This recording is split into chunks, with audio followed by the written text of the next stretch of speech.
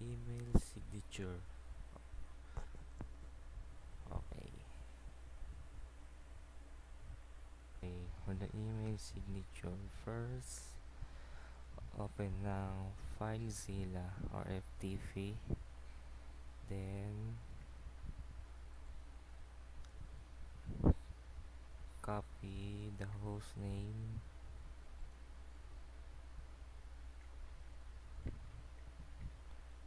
the username,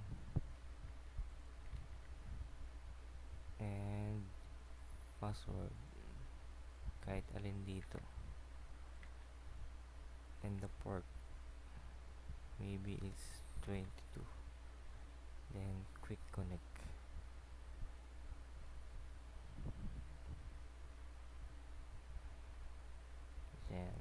Then click the public HTML, then the signatures. Okay, this is the list of email signatures of the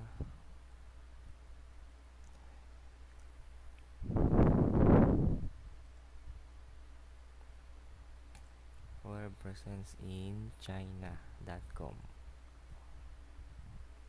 Okay, we are going to edit one of the email signature, then first you can open the HTML editor, for example Dreamweaver or Notepad, kahit alin dun, basta may editor ka. Then paste, then paste the copy, or you can get kahit isa dito para sa basehan lang.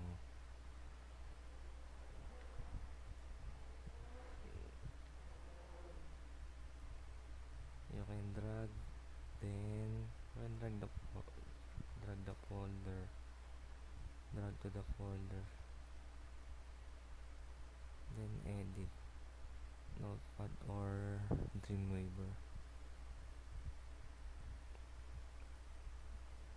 Try to edit the name, for example Norman Sadi. Also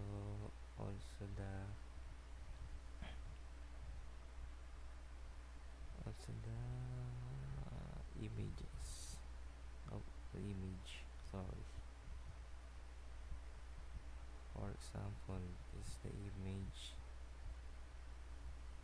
Try to rename to Norman Sadi. Then copy, then paste. Replace this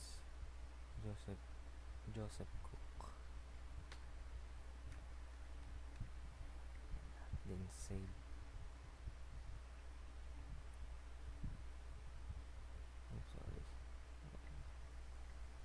Save the final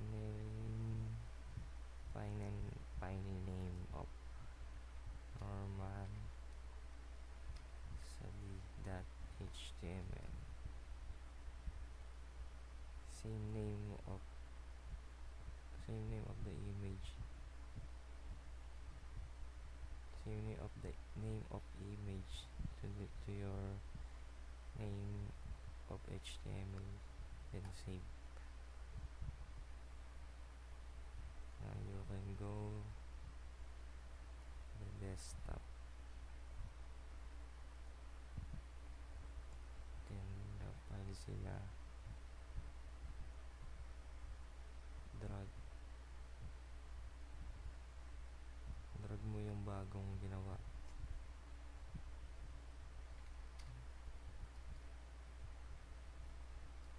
Normal.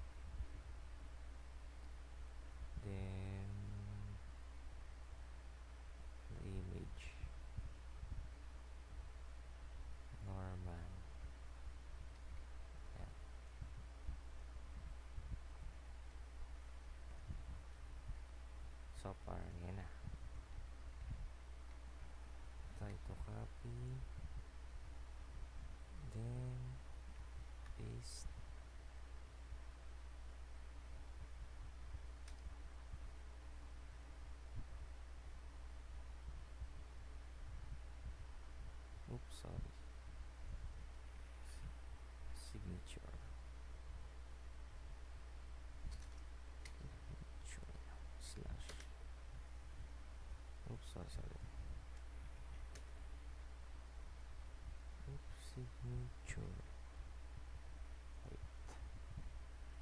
of witness. That's it. That's the for the sample purposes only. That's it.